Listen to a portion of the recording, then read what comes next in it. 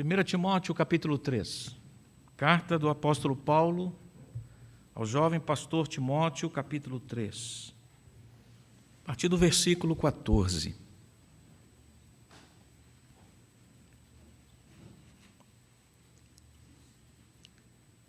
Escrevo-te estas coisas, esperando e ver-te em breve, para que, se eu tardar, fique ciente de como se deve proceder na casa de Deus, que é a igreja do Deus vivo, coluna e baluarte da verdade.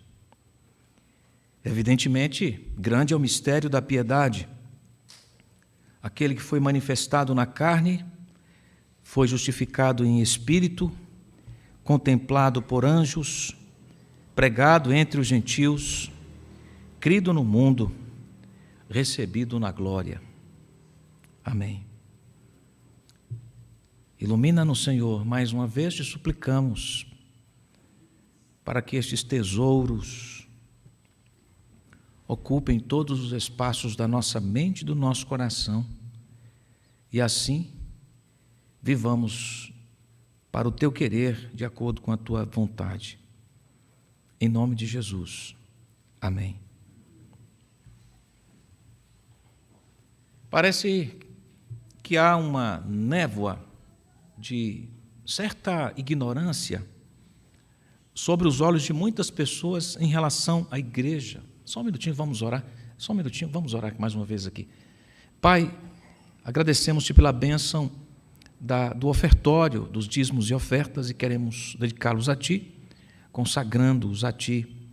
Assim como lemos agora há pouco, falando da igreja, esses mantimentos e essas ofertas foram provindas de irmãos, provindos de irmãos aqui da igreja, e queremos Te exaltar por isso, pela fidelidade dos Teus filhos. Que Tu sejas exaltado na administração desses recursos, que seja para a Tua glória. É a nossa oração em nome de Jesus. Amém. Como dizia, parece-nos que há uma certa névoa de ignorância sobre os olhos de muitas pessoas em relação à igreja. Por onde passemos, encontraremos informações ou notícias de pessoas, até criamos a palavra, não é? Desigrejadas. E vivemos assim nos perigos dos extremos, desde a elevação da igreja ao mesmo nível da autoridade bíblica, esse é um extremo, elevar a igreja ao mesmo nível da autoridade bíblica, até o outro extremo de fazer pouco caso da igreja, chegando a afirmar que posso amar a igreja sem estar na igreja, sem amar a igreja de Deus. Esses extremos são vistos cotidianamente. Diante dessas distorções, precisamos, primeiro, de humildade, para reconhecermos que olhamos a igreja com nossa perspectiva insuficiente e pecaminosa. Também precisamos de atitude de arrependimento para confessarmos nossas mazelas, nossa preguiça, o nosso descaso para com a igreja de Cristo. Também precisamos de sinceridade, para buscarmos em Deus a visão correta, real do que é a igreja. Também precisamos de fidelidade no nosso envolvimento sadio com a nossa igreja, com a igreja. Qual é a opinião que conta? Qual é o parecer final sobre a igreja? Sem dúvidas, é o parecer de Deus, é o que cremos. A opinião que conta definitiva é a opinião de Deus, o que Deus designou, estabeleceu. E Ele nos mostra em Sua palavra o que Ele designou com respeito à sua igreja. O apóstolo Paulo, desde o capítulo 1 dessa epístola ao jovem Timóteo, vem demonstrando vários aspectos da igreja que ele deveria cuidar, que ele deveria atender, superintender. E qual igreja especificamente Paulo está se referindo aqui, no capítulo 3, final do capítulo 3, e também em toda a carta? E nas outras cartas que escreveu, quando ele fala da igreja, que igreja é essa? Seria a igreja universal, isto é, a igreja formada por todos os crentes de todos os lugares, indistintamente? À luz das instruções observadas na carta de Paulo a Timóteo e também nas outras cartas, por exemplo, instruções relacionadas à eleição de homens, presbíteros, diáconos para a liderança de um trabalho, o trabalho de admoestação mútua, a figura do pastoreio no trabalho de homens que se esmeram para o cuidado da igreja. Igreja na carta de Paulo a Timóteo e nas demais cartas, quando ele escreve para referir-se à igreja, mormente ele está se referindo a um corpo local de crentes, um grupo de crentes que se reúne em um lugar para adoração a Deus, para o serviço de amor ao próximo e, assim, a participação no programa de Deus em levar o reconhecimento da sua glória ao mundo. É assim que o plano de Deus é realizado. Por isso é tão importante estar vinculado a esse corpo, a esta igreja, isto é, corpo local de crentes. Esse vínculo é tanto confessional, isto é, está na nossa publicação de fé, eu participo da igreja X, quanto é um vínculo também na participação do trabalho, arregaçando as mangas e executando o serviço. É um envolvimento confessional e ativamente de exercício prático. É pertinente, portanto, a aplicação que fazem Hansen Lehmann, em um livro escrito intitulado A Igreja Essencial, sobre ser membro da igreja. Olha que coisa interessante. Ser membro da igreja, escreveram os autores, oferece a segurança do aprisco das ovelhas, em que Cristo é o pastor. Oferece o alimento de estar ligado a um corpo, como um braço a um torso, em que Cristo é a cabeça. Oferece o amor de uma família, em que Cristo é o primogênito de muitos herdeiros. Oferece as obrigações e deveres da cidadania em uma nação santa, em que Cristo é o Rei. Portanto, nessa igreja, a questão da fidelidade ao ensino, o combate ao erro, a responsabilidade dos homens da igreja, o papel das mulheres na igreja, as qualificações dos líderes, presbíteros, diáconos, são aspectos próprios do corpo local de crentes, que se reúnem em um lugar para. Tudo isto que acabei de mencionar, Paulo tratou nos capítulos anteriores até aqui. Ações próprias da igreja como um corpo de crentes que confessam a Cristo e estão unidos em uma tarefa, em um programa, em uma missão. Como se isso não bastasse, já não bastasse, Paulo termina o capítulo 3 explicitando claramente por que então devemos viver na igreja.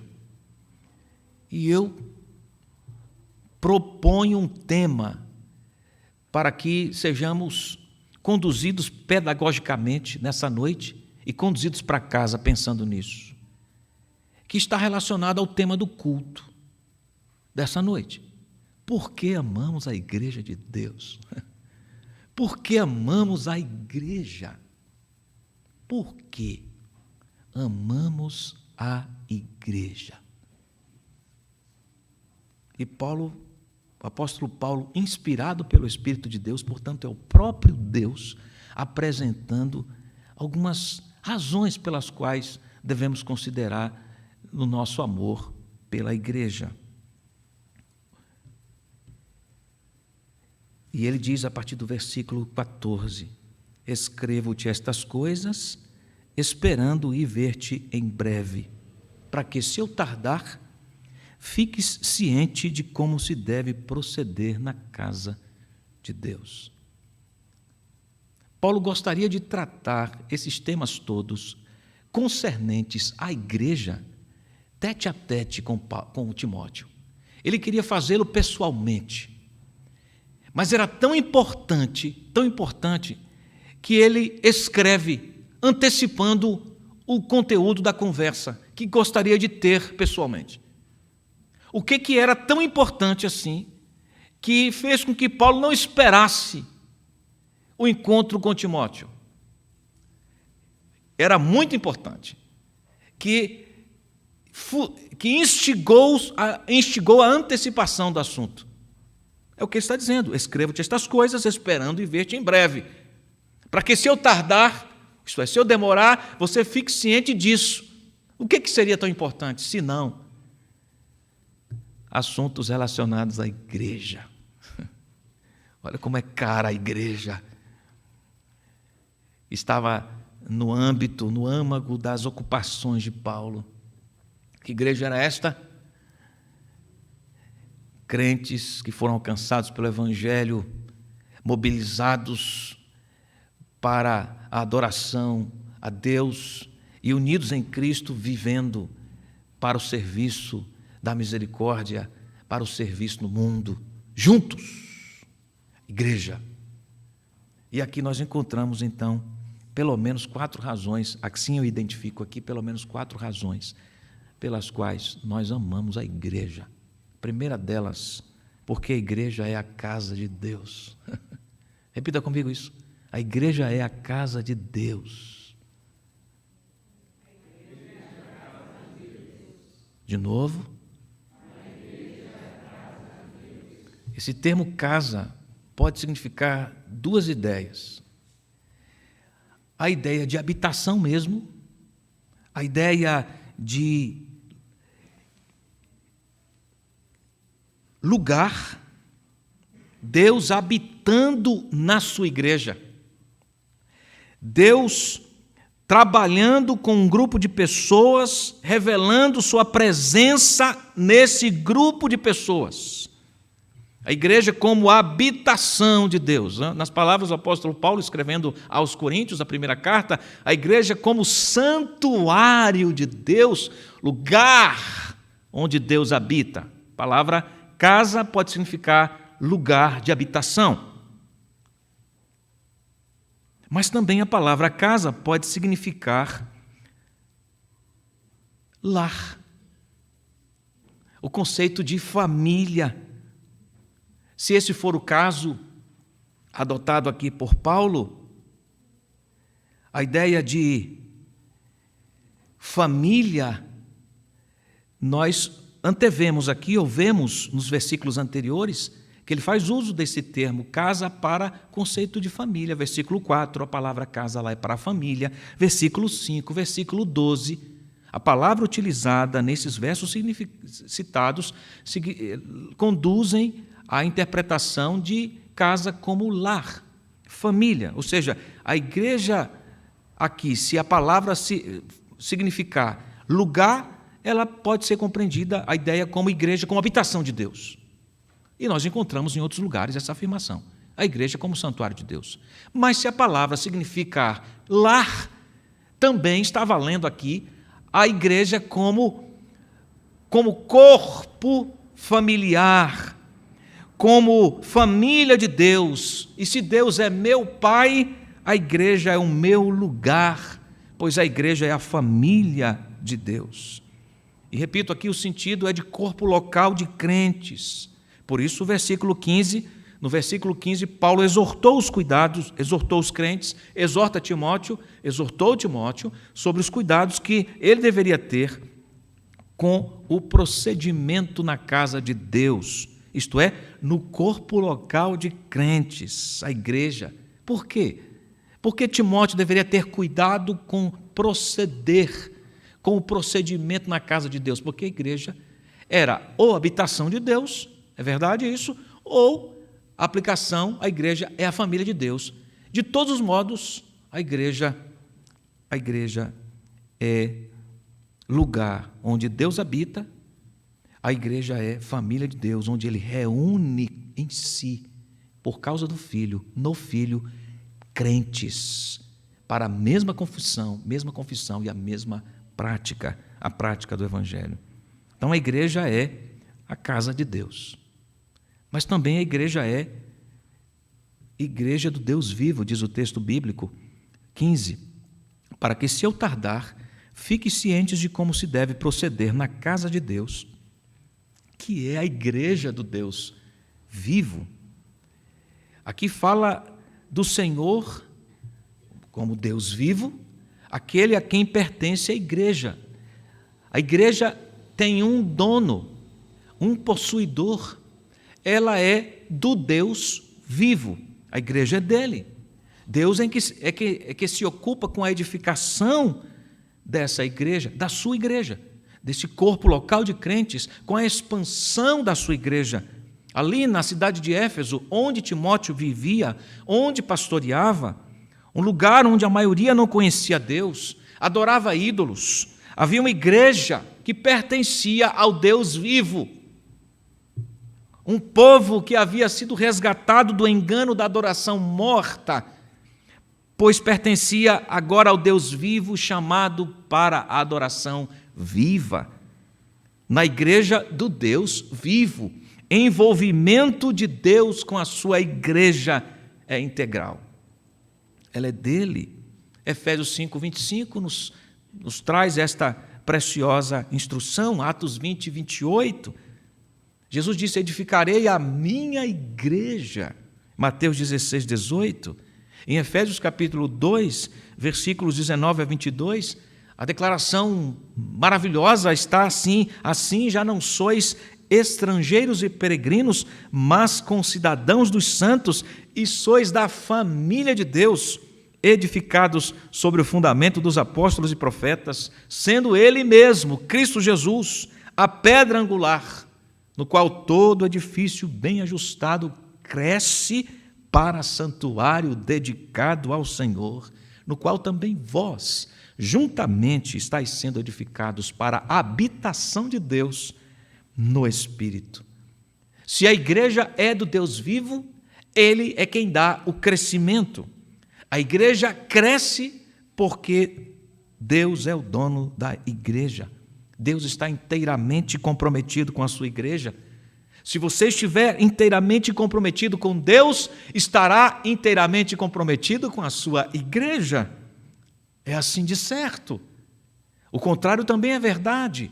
Rejeitar o Deus vivo é rejeitar a igreja do Deus vivo. Porque a igreja é do Deus vivo. Então a igreja pertence a Deus. Ele está ocupado com ela. Ele está ocupado com o seu aperfeiçoamento. Ele está ocupado com o seu crescimento. Deus. Mas o texto diz também que a igreja é coluna e baluarte da verdade. Versículo 15. Paulo usa uma imagem aqui que a igreja de Éfeso, os membros da igreja de Éfeso, aquele corpo local de crentes, conhecia muito bem. Estava muito familiarizado com o sentido usado por Paulo aqui, de baluarte da verdade, coluna e baluarte da verdade. Vocês sabem que os irmãos que pertenciam a essa igreja em Éfeso eram provindos da idolatria, do paganismo. Deus os alcançara de lá. E Deus os libertara da idolatria. Eles adoravam no passado a Diana, a Ártemis, e foram alcançados pelo Deus vivo e transformados para a adoração do único que é digno de louvor, o Senhor Jesus. O templo de Diana, ostentoso, que estava estabelecido, construído com 127 colunas. 127 colunas de mármore com 20 metros de altura, 71 metros e meio de largura. Era algo que impressionava. Tudo entalhado, decorado com pedras preciosas. A fundação que suportava todo aquele peso era chamada de baluarte. Mas o templo caiu. virou destroços. Paulo usa aquela figura da vida anterior dos irmãos, da adoração mentirosa dos irmãos no passado, para afirmar que a igreja, sim, é a coluna que não cai. Esta, sim, é a coluna e baluarte da verdade. Diferentemente do templo de Diana, erguido com tanta extravagância, repleto de colunas, testemunhavam da mentira, que abrigava o culto à mentira, que lugar em que os adoradores se reuniam para o engano, uma deusa mitológica. Mas a igreja é a coluna da verdade, é a testemunha da verdade. A igreja é o lugar onde a verdade é amada, é demonstrada, apreciada. É nela que a verdade é levantada bem alto. Paulo está dizendo o seguinte: retire a igreja e a retirará como coluna que sustenta a verdade no mundo. Afaste-se da igreja e afaste-se da verdade. Por quê? Porque na igreja recebemos a instrução da verdade, aprendemos a palavra de Deus quando estamos juntos, mas não apenas um aprendizado limitado à instrução formal, verbal. Aprendemos também com a aplicação da palavra no dia a dia, aprendemos com os fracassos, aprendemos com as perdas, aprendemos com as provações e fazemos tudo isso juntos. Aprendemos com os hinos, com as canções bíblicas que entoamos juntos. Por isso damos sempre preferência pela primeira pessoa do plural, nós, Senhor. É o teu povo, Senhor, aqui presente, todos em uma só voz, declarando que só tu és grande. Nós vivemos esse processo de aprendizagem aos pés de Deus, e Ele recebe a glória. A verdade transmitida na igreja faz com que a igreja, corpo local de crentes, seja santificada e novos membros sejam integrados nessa família, nessa coluna da verdade. Era assim que viviam os cristãos primitivos. O livro de Atos nos registra que eles perseveravam unânimes na verdade, na doutrina dos apóstolos, na comunhão, na celebração da ceia, no partir do pão. Eles viviam isto em comunidade juntos, vivendo na verdade, compartilhavam do tesouro juntos. Essa é a ideia de comunhão, koinonia.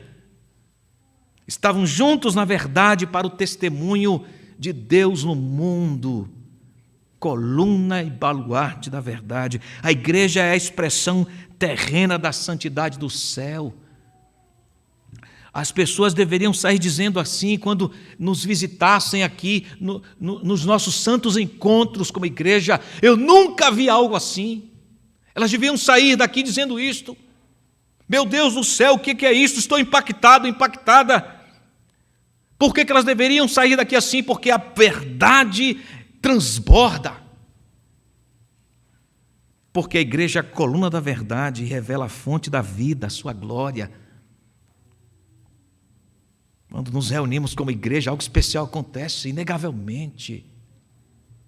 O céu baixa na terra, porque o anfitrião desse encontro é o Rei da Glória, o único capaz de transformar corações e arrebatar-nos da vida mentirosa. Só Ele tem poder para fazer isto. E Ele está com a sua igreja, corpo local de crentes.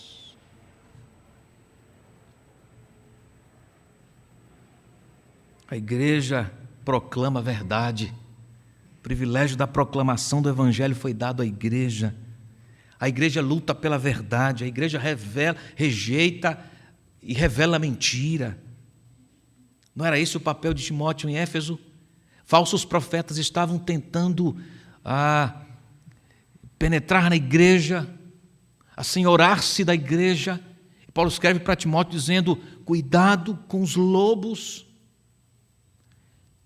Ele se encontra com os presbíteros de Éfeso, igreja esta pastoreada por Timóteo, antes de partir para Roma, ele se encontra com os presbíteros e diz que na sua saída lobos vorazes penetrariam no rebanho. E ele chama a atenção da liderança, os presbíteros, para que cuidassem da verdade, que ele mesmo também estava comprometido, com a qual ele estava comprometido e havia anunciado dia e noite na igreja com os irmãos.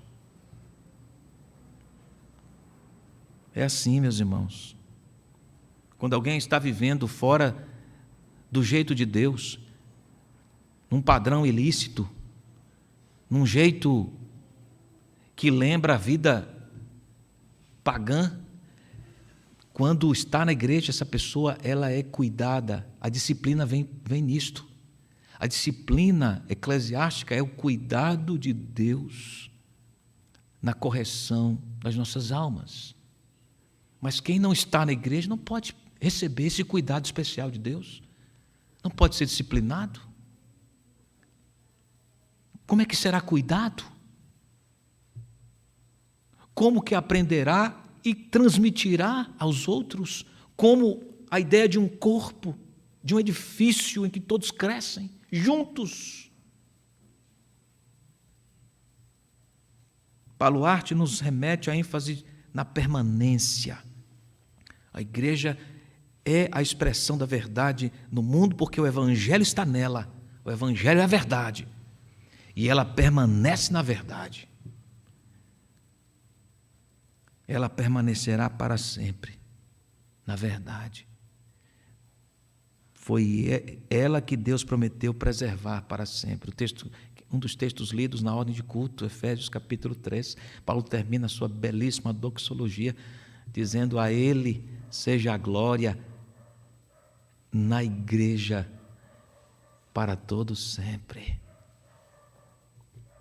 A igreja vai permanecer para sempre. Gerações passam, gerações aparecem. Perseguição contra a igreja se levanta, perseguição se esfria. A igreja continua viva.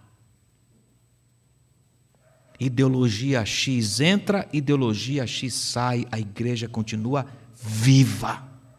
E vai ser assim porque Deus prometeu. A verdade prevalece. Ora, aquele que é poderoso para fazer infinitamente mais, além de tudo quanto pedimos ou pensamos, conforme o seu poder que opera em nós, a Ele seja a glória na igreja, em Cristo Jesus, por todas as gerações, para todos sempre, eternamente. E Paulo vai buscando expressão, buscando encontrar expressão, e não termina: reticências. Sem fim. Para sempre. A igreja nunca vai acabar. Paulo escreve para Timóteo para animá-lo acerca do seu serviço na igreja de Cristo, que dura para sempre. Apesar dos ataques dos falsos mestres, dos inimigos da cruz, que ele mesmo destaca aqui, as portas do inferno não prevaleceriam, não prevalecerão contra a igreja jamais. A igreja é ancorador, o seguro da verdade. Enquanto o mundo é atacado pela mentira e está a pique, a igreja está viva, sóbria, permanentemente bem fincada na rocha que é Cristo, na verdade.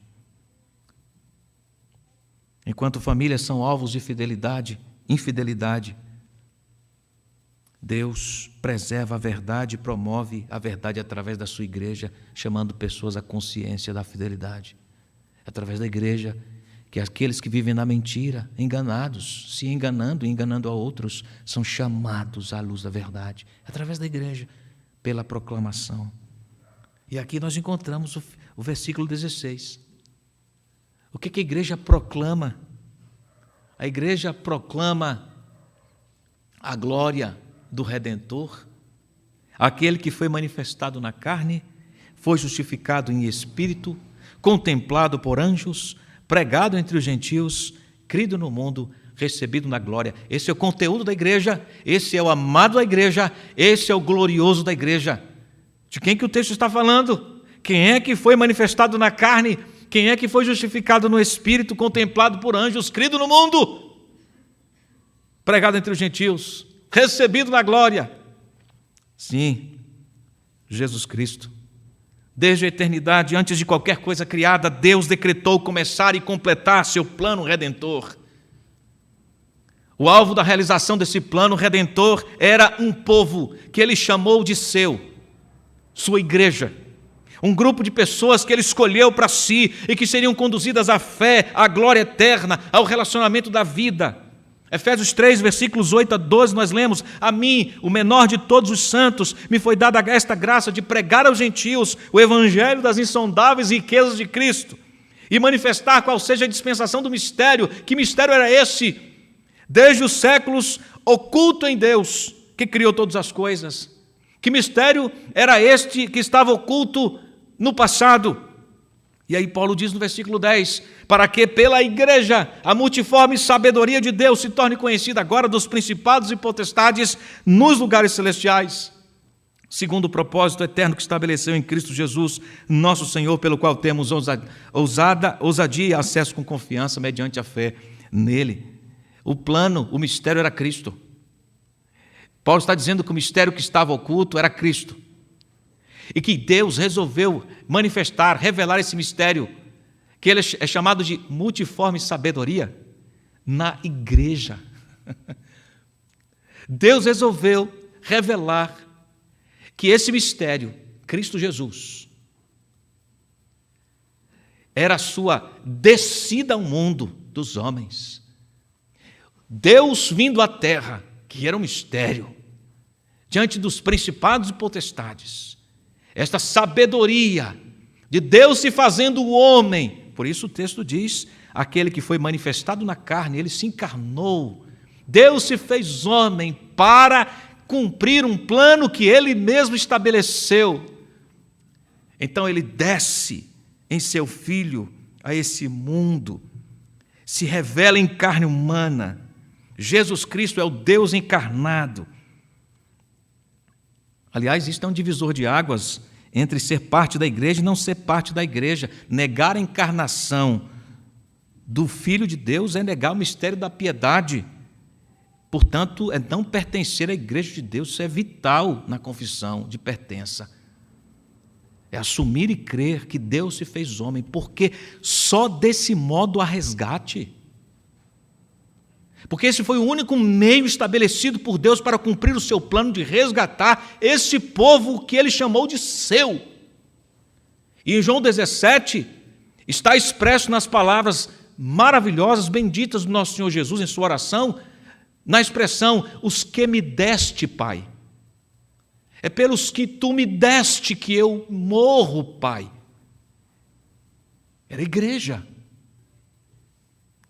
E para isto, Deus nasceu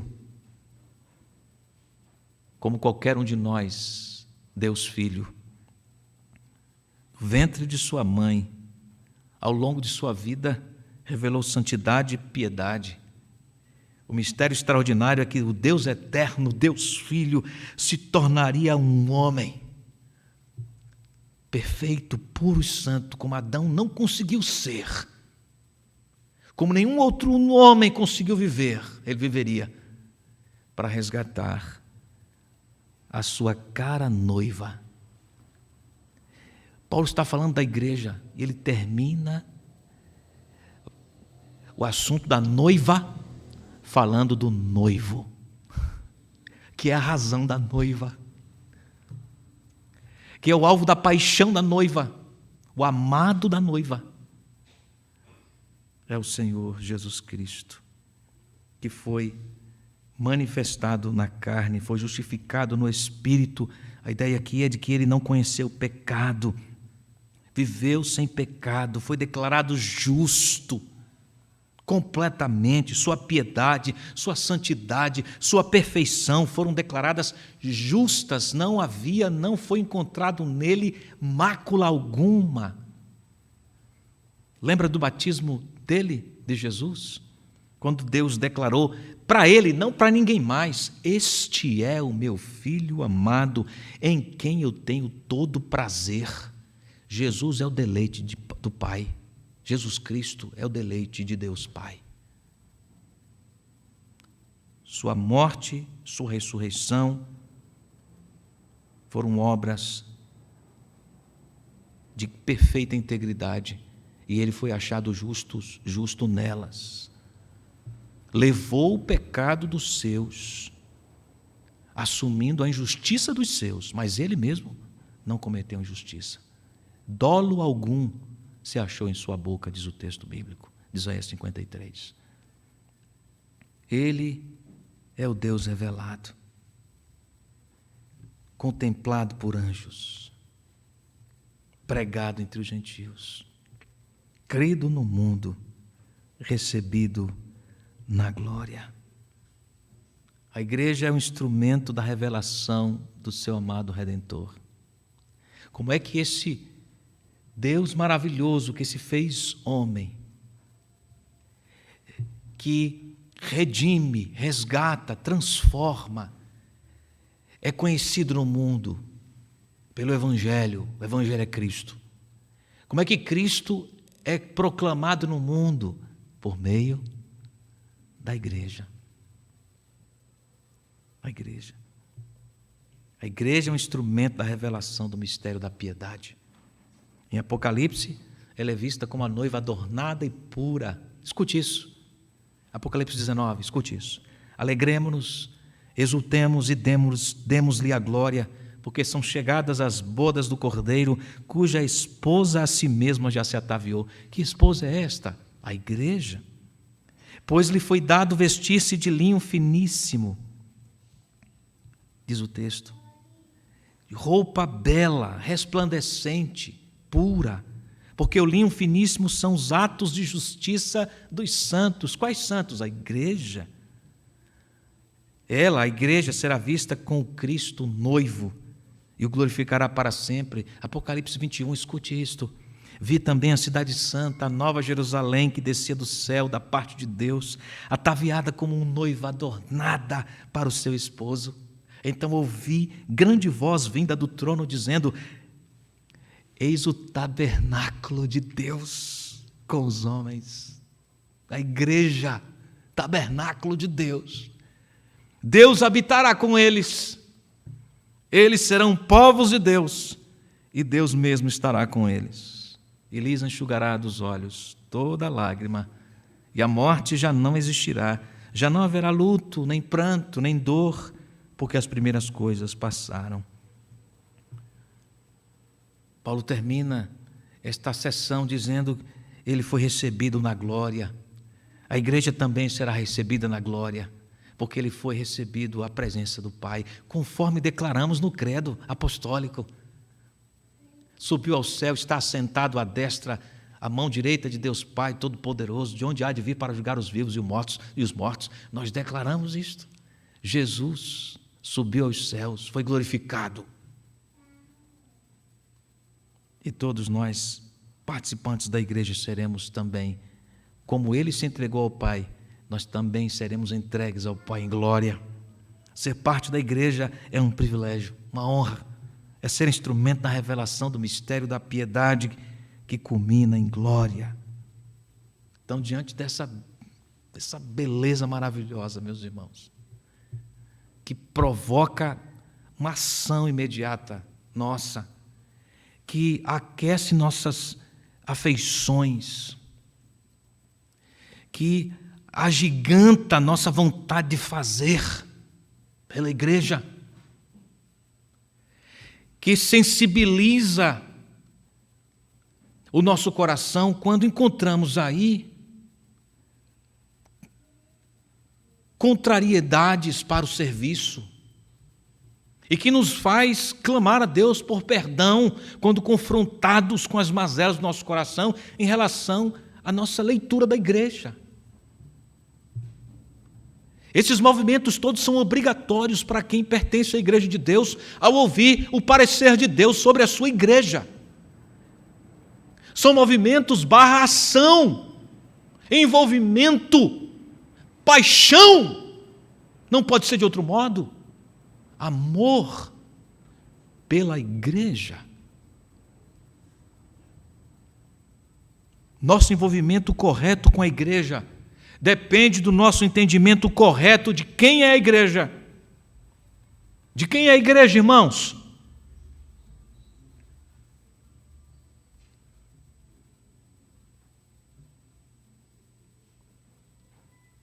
É do Senhor Jesus. Precisamos nos lembrar disso para que não nos autoenganemos.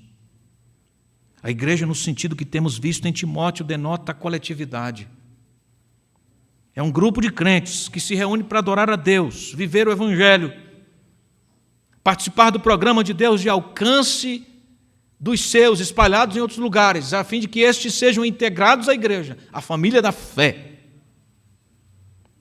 Aqui temos a família de Deus. Portanto, afirmar que posso amar a Deus sozinho, num contexto em que não há perseguição, em que não há igreja local próxima que me permita congregar, e que há igreja local próxima que permita congregar, viver diferente, é negar a família de Deus e é negar o pensamento de Deus sobre a sua igreja. Isso é muito sério.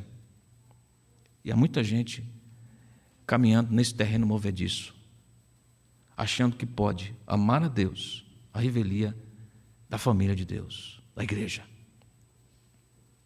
Num contexto que tudo favorece a presença.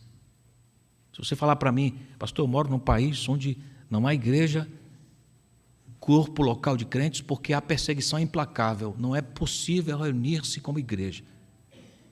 Se você perguntar a qualquer irmão nosso, crente em Cristo Jesus, que vive nessas condições, eu não vou mencionar lugares aqui, vocês sabem do que estou falando.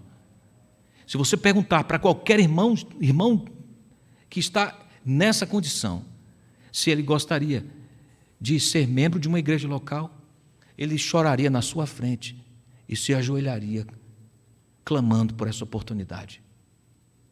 E hoje nós vivemos num país onde não somos perseguidos como esses irmãos são.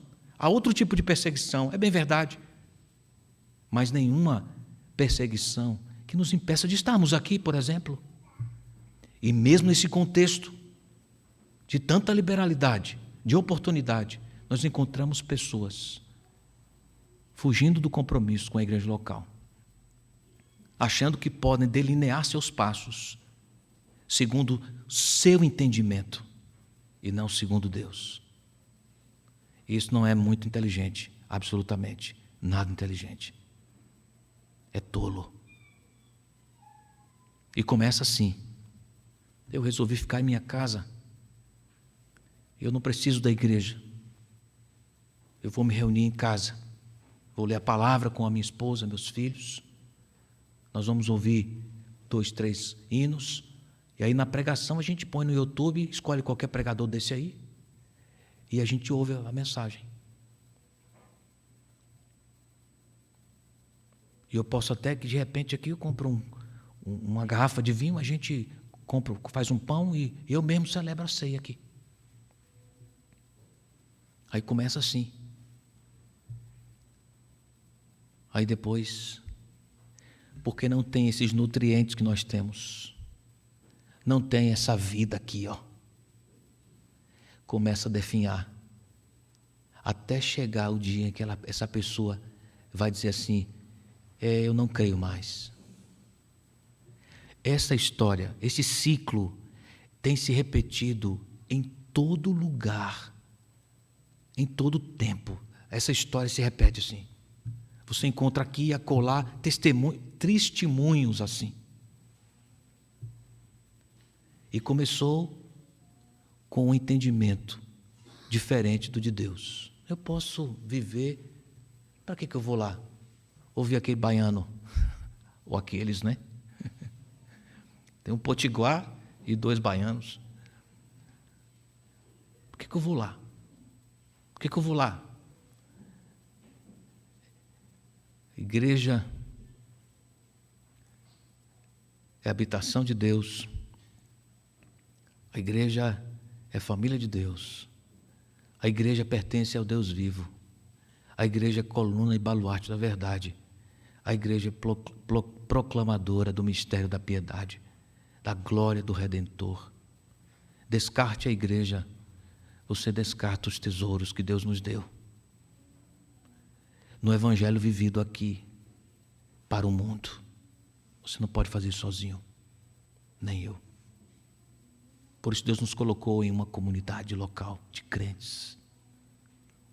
A igreja está sustentada pela verdade, se compromete com a verdade. Nós ouvimos, aprendemos, ensinamos, defendemos e vivemos a verdade. É assim. Você recebeu, você replicou, transmitiu para outros. Não pode guardar para si só também. Recebeu, comeu, gostoso, peraí, vou dividir isso aqui com quem? Aqui com você, com aquele outro. E a verdade vai sendo difundida, transmitida. É importantíssimo o seu vínculo com a igreja local. O nosso tempo tem atacado a verdade, indiscutivelmente. No cenário político, leis têm sido sugeridas num total divórcio com a base da moralidade, a verdade de Deus. O que é certo se diz errado, o que é errado se diz certo. Tudo sob os pilares de isopor do relativismo. Cada um faz o que achar certo, não pode ser contrariado. Mas graças a Deus, porque a igreja não procede assim não. A igreja mantém-se na verdade, a igreja declara a verdade, a igreja vive sustentada pela verdade, não vai negociar com a mentira. Você que faz parte da igreja de Cristo, seja amante da verdade na sua escola, nos seus estudos, nas suas relações interpessoais. Você que é casado, seja amante da verdade em sua relação conjugal, nos seus negócios, seja amante da verdade. A verdade é a palavra de Deus. E ela que liberta. Só ela pode libertar. Olhar a igreja como Deus olha nos livra da prisão da amargura, da decepção, das frustrações, diante das mazelas de alguns crentes. Isto também é inegável. Existe isto mesmo. Mas olhar para a igreja como Deus olha nos livra da escravidão, das frustrações provocadas pelas nossas ações pecaminosas. Estamos em processo, às vezes nos ofendemos, não deveria ser assim. É por isso que precisamos da verdade para nos corrigir. Às vezes não fazemos o que deveríamos fazer, não deveria ser assim. É por isso que precisamos da verdade para nos corrigir.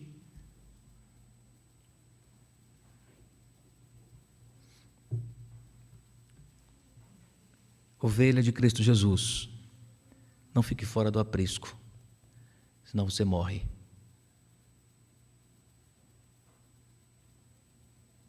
Ovelha sobrevive no aprisco. Fora do aprisco, ela é alvo fácil do lobo, da sua própria ingenuidade. Fique no aprisco. Porque amamos a igreja, irmãos. Vimos 4 razões aqui. Hoje tem café, não tem lá embaixo? Café? Chá? Hoje não? Muito bem, eu ia dizer que só ia tomar café quem se lembrasse das razões. Agora, você me pegou agora. Porque amamos a igreja, santo de Deus. O cuscuz que você vai comer em casa agora, depois do culto. Porque a igreja é a família de Deus. É o lugar onde Deus habita, a habitação de Deus. Porque, repita comigo, a igreja é a família de Deus. A igreja é de Deus. A igreja é coluna e baluarte da verdade. A igreja é proclamadora do mistério da piedade. O Evangelho. Amém. Vamos orar? Nós teremos uma música agora? Enquanto nós estamos em um tempo de oração agora, vamos ouvir uma música. Fale com Deus. Peça para Deus corrigir seu entendimento. Clame a Deus. Se você conhece alguém que está por aí divagando, perdido, desencontrado, ore para que Deus o alcance acerca do lugar que agrada a Deus, sua noiva.